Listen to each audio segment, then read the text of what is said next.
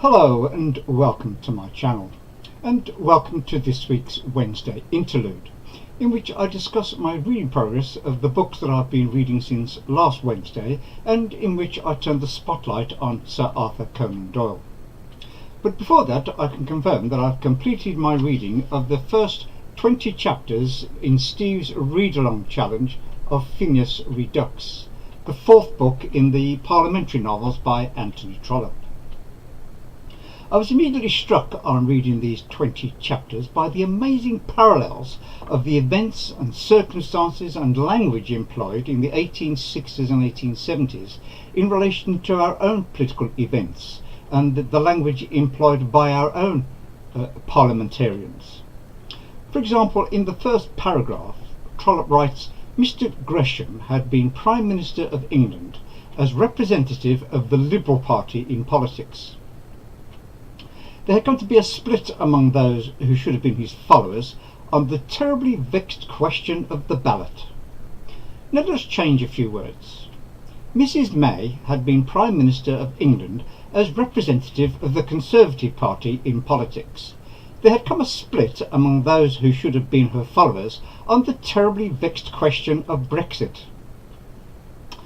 Instead of piling up examples, I suggest that the whole of chapter 1 can be read by substituting the current situation and the current players for those of the situation and players of the 1860s and 1870s.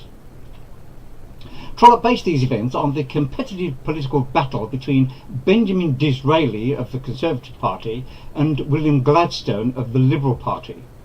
The political battle now going on between Theresa May of the Conservative Party and Jeremy Corbyn of the Labour Party proves that nothing has really changed in British politics in the last 150 years.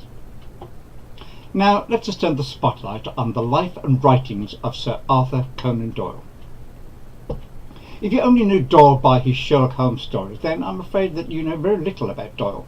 Doyle wrote and published in many genres, and also wrote several non-fiction works which are worthy of a book lover's attention. More of those anon. First let us dispose of Sherlock Holmes, which Doyle tried to do when he sent him over the Reichenbach Falls, locked in a deadly embrace with his arch enemy, Professor Moriarty, the Napoleon of crime, as Holmes called him.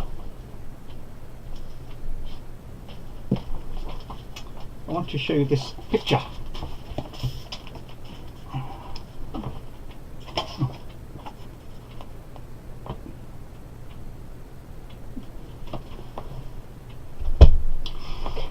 Doyle had written The Adventures of Sherlock Holmes for the Strand magazine between July 1891 and June 1892, and the Memoirs of Sherlock Holmes between December 1892 and December 1893, one per month. And being heartily sick of him, he decided to kill him off in the last of the stories in the Memoirs called The Final Problem. This is what Doyle has Dr. Watson write. It is with a heavy heart that I take up my pen to write these last words, in which I shall ever record the singular gifts by which my friend Mr. Sherlock Holmes was distinguished. Ha! That's what you think, Doc. By this time Doyle had written 24 Sherlock Holmes stories in his two collections. It wasn't for another 10 years, in October 1903, that he published the short stories in The Return of Sherlock Holmes in the Strand magazine, running until December 1904. But in 1901 he had published perhaps the most thrilling and famous of his Sherlock Holmes novels, The Hound of the Baskervilles. What was Doyle doing during that 10 years? He certainly wasn't twiddling his thumbs doing nothing.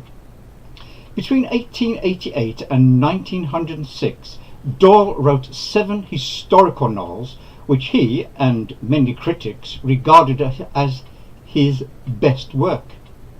In 1908, still thinking he could rid himself of Sherlock Holmes, Doyle penned another collection of stories for the Strand magazine, this time over a period of 9 years, from September 1908 until September 1917. When published in book form, they were laughingly called His Last Bow. But still not able to get rid of that pesky detective, he penned still another collection in the Casebook of Sherlock Holmes, which were published in the Strand magazine from October 1921 until April 1927. Thus, Doyle's involvement with the Sherlock Holmes canon of 56 short stories and 4 full-length novels covered a period of 40 years. The author was born in Edinburgh on the 22nd of May 1859. Originally a physician, in December 1887 he published A Study in Scarlet, the first of 4 novels about Holmes and Watson, which launched his career as a writer. Conan Doyle's ambition was to write historical novels, not detective thrillers.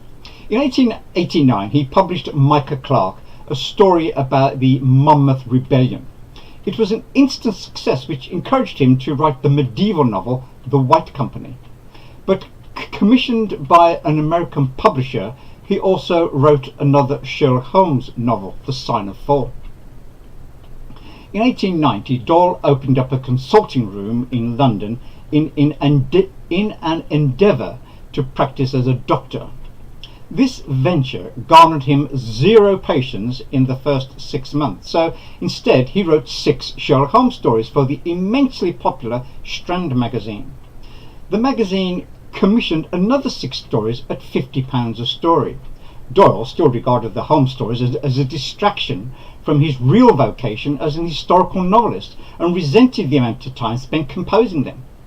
But they provided an invaluable income, and as the circulation of the Strand magazine passed 500,000, Doyle's fortunes were transformed and he commanded enormous sums for more Sherlock Holmes stories. For the 1892 series he negotiated a cool £1,000, not an inconsiderable sum in 1892. It has been estimated that the purchasing power of £1,000 in 1892 is approximately equivalent to £89,000 today. Thereafter, Doyle became a prolific writer in many genres. To show this, I am now going to quote the words of Jean Conan Doyle, Sir Arthur's second wife, that she wrote in the year following Doyle's death in 1930. She wrote, "My husband was intensely thorough in all his literary work. He took enormous pains to have everything right.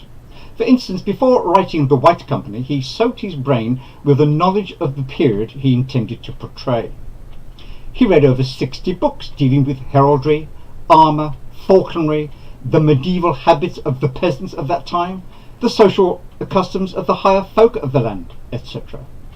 Only when he knew those days as though he had lived them, when he got the very atmosphere steeped in his brain, did he put pen to paper and let loose the creations of his mind. That perfect knight, Sir Nigel, so human and attractive and so lovable, is an example of all that a gentleman, a true knight in life, should be, and in portraying Sir Nigel's adventurous life, my husband has given a wonderful and living description of that romantic and chivalrous period of English history. His literary versatility was truly remarkable, when one considers the wide range of subjects and characters created by that one mind. His historical romances covering several different eras, his sporting novels, his poems, the detective stories, his brilliantly imaginative works such as The Lost World, The Maricot Deep, his pirate and adventure yarns, his simple human study as embodied in the duet, his plays, his marvellously accurate and humanly described histories of the Boer War and the Great War, as well as all his psychic books, etc. How many finely cut facets to be parts of one brain. Apart from all my husband's literary inspiration and genius, there was in his work, as in his life, such sincerity, thoroughness, honesty and fearlessness. His big heart and human understanding were the keynote, the undercurrent of his great brain and personality. Now I'm going to read a few paragraphs from 2 stories in Tales of the Ring. The first section in Tales of the Ring and Tales of the Camp from the Conan Doyle stories, which I have just recently read, so you get a feel for Doyle's other writing. The first story, called The Crock Leemaster, concerns a young medical student called Montgomery, who is working as a doctor's assistant for very low wages and is being used by his employer as cheap labour, and who has refused to lend him the money to complete his medical studies. Unknown to his employer, Montgomery has agreed to engage in a boxing match to earn the money to pay for his medical degree. His self-righteous employer is not aware of what he is about to do and says, "It is a dreadful thing to reflect that the parish takes a great deal more interest in an approaching glove fight than in their religious duties." "A glove fight, sir?" said Montgomery. "I believe that to be the correct term. One of my patients tells me that it is the talk of the district. A local ruffian, a patient of ours, by the way, is matched against a pugilist over at Croxley. I cannot understand why the law does not step in and stop so degrading an exhibition. It is really a prize fight." "A glove fight, you said?" "I am informed that a 2-ounce glove is an evasion by which they dodge the law and make it difficult for the police to interfere. They contend for a sum of money. It seems dreadful and almost incredible, does it not? To think that such scenes can be enacted within a few miles of our peaceful homes. But you will realize, Mr. Montgomery, that while there are such influences for us to counteract, it is very necessary that we should live up to our highest." The doctor's sermon would have had more effect if the assistants had not once or twice had occasion to test his highest and come upon it at unexpectedly humble elevations. It is always so particularly easy to compound for sins we're most inclined to by damning those we have no mind to. Now, a small paragraph from The Crime of the Brigadier, which has nothing to do with the ring, but it is included in that collection. "One day," said Brigadier Gerard, "Messina sent for me, and I found him in his tent with a great plan upon the table. He looked at me in silence with that single piercing eye of his, and I felt by the expression that the matter was serious. He was nervous and ill at ease, but my bearing seemed to reassure him. It's good to be in contact with brave men. 'Colonel Etienne Gerard,' said he, 'I've always heard that you are a very gallant and enterprising officer.' It was not for me to confirm such a report, and yet it would be folly to deny it, so I clinked my spurs together and saluted. 'You are an excellent rider.' I admitted it. 'And the best swordsman in the 6 brigades of light cavalry.' Messina was famous for the accuracy of his information. 'What do you think of that horse?' He had led me to the opening of his tent, and there was a chasseur who led up and down, a most admirable creature. He was a dapple grey, not very tall, a little over 15 hands, perhaps, but with the short head and splendid arch of the neck which comes with the Arab blood. His shoulders and haunches were so muscular, and yet his legs so fine, that it thrilled me with joy to gaze upon him.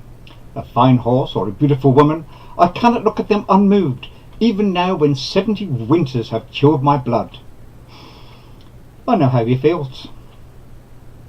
Let me know in the comments below if after hearing these extracts you are not tempted to try some of Doyle's other writings. If you are, I have put some links to free resources in the show notes below. There are both ebooks and recordings of Sir Nigel and the White Company to enjoy. I've also linked to his non-fiction book Through the Magic Door, in which Doyle takes you on a tour of his bookshelves. So that's all, folks, and remember to comment, subscribe, like and share, and I'll be back soon with another BookTube video.